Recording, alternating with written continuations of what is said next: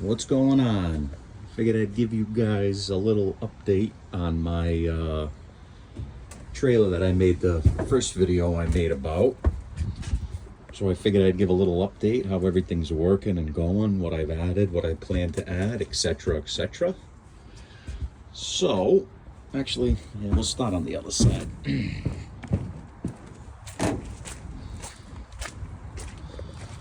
Yeah, so still working with my original manifold. Think I'm gonna update that this year. I think I'm gonna scrap this entire 12-volt system and invest in a gas soft wash, most likely an AR60. I met a gentleman at the end of the season last year who I kind of hit it off with, and he ended up runs a large property management company in my area, so I ended up grabbing some commercial work last year, and this year he's already given me a list of quite a few large jobs. So I think the first thing I'm gonna do with that is upgrade all this to probably a Clearview manifold, 1-inch valves, real metering valves. If you remember from my first video, these are not actual metering valves.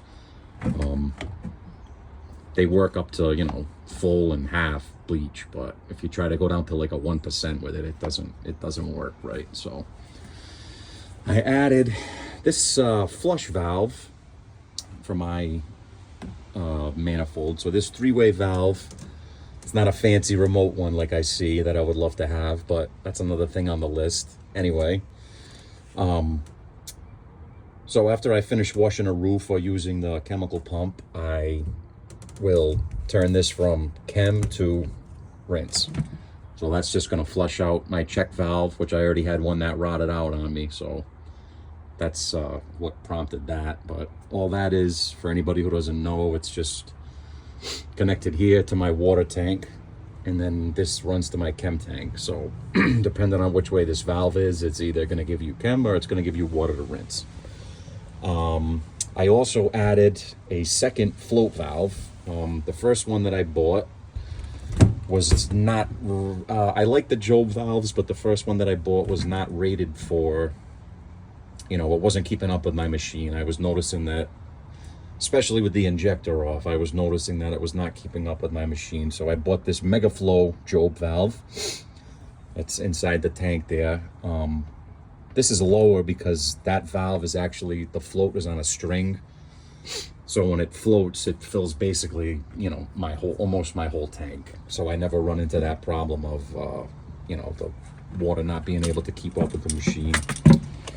I'm gonna upgrade this hose to, I saw online, I wanna know if anybody's got any experience with it. 0G, I believe it's called. It's basically collapsible hose.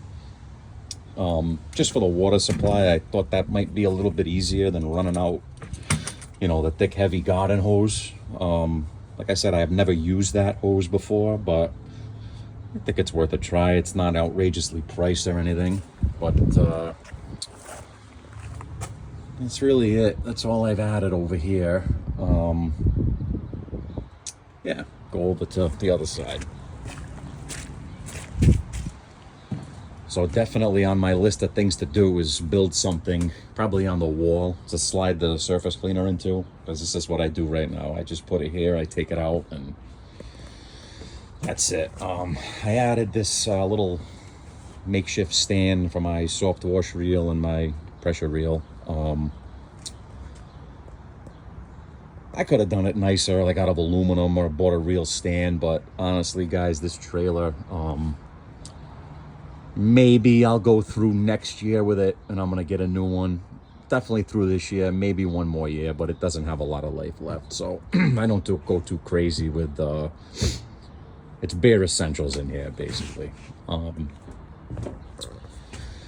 So I added this. This is my, if you remember the first video I made, this is my remote downstream box. I run a 1.8 injector on my 8-gallon a minute.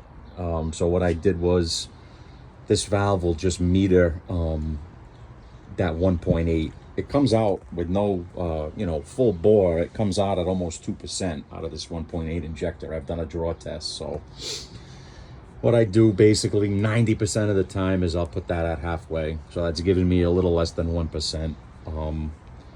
You know, I can go in the middle. This valve is the same as the other ones, but for some reason this one actually meters a little bit better.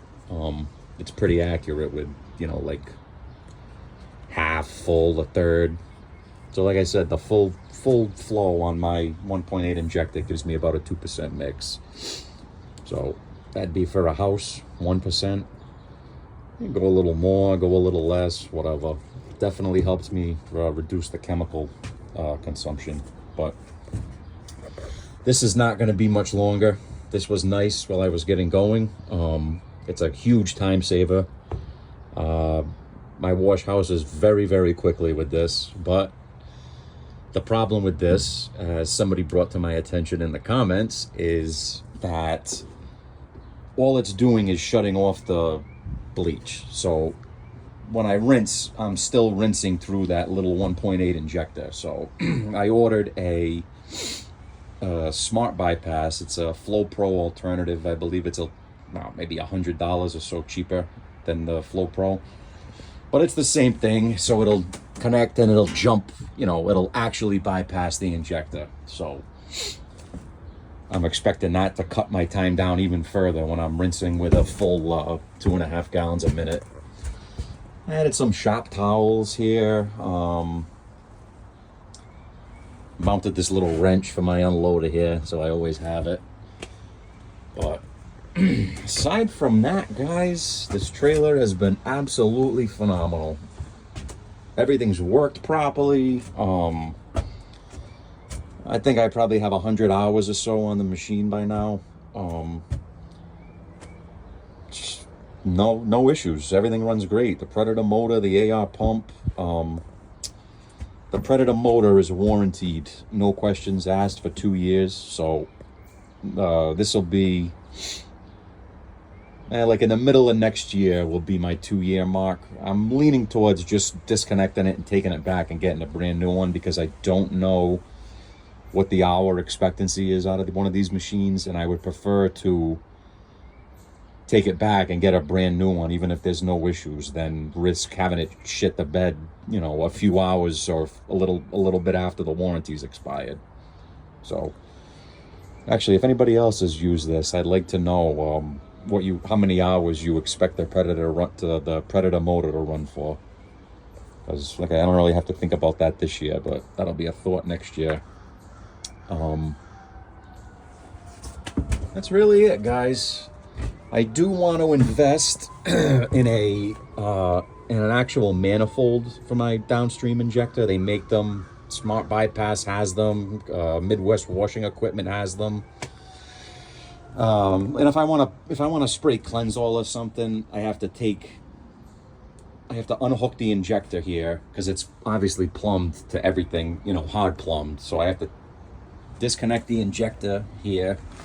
And then I got my rain jacket here. I did a big job today, actually, in the rain. But then I put this on to dip into the bucket of Cleansol. So, you know, or even I spray on commercial caustic soda right downstream also. So rather than having to take this apart every time I want to use something other than SH, I'm going to invest in one of those manifolds. Not overly expensive. I don't think I'll build it myself. I think I'll just probably order one. I think they were a couple $100 or something. And to me, that's well worth it. Yeah, guys. I have a replacement injector handy, but this is the same injector that I've been using literally since I started. I rinse it out after every use. That's what that's for. And yeah, the spring looks brand new. The ball looks brand new. I hear guys say, oh, you go through them quick. I rinse it out every time I use it, and I've had no problems with it. Once in a blue moon, I don't even understand how, I get a little something in there, and I'll have to just, you know, take it apart and get the ball gets stuck in the orifice. I'll have to just tap it, and then it'll come loose. I tried putting a little marine grease, very, very little marine grease on the ball. Last time I took it apart, but I don't think that worked, because it continued to happen after that. But like I said, I'm on a $20 injector going on 3 or more to 2.5 seasons now, and I haven't had a problem. So I think there's definitely something to be said for thoroughly rinsing out your equipment, taking the extra couple of seconds or minutes at the end of every job and doing that.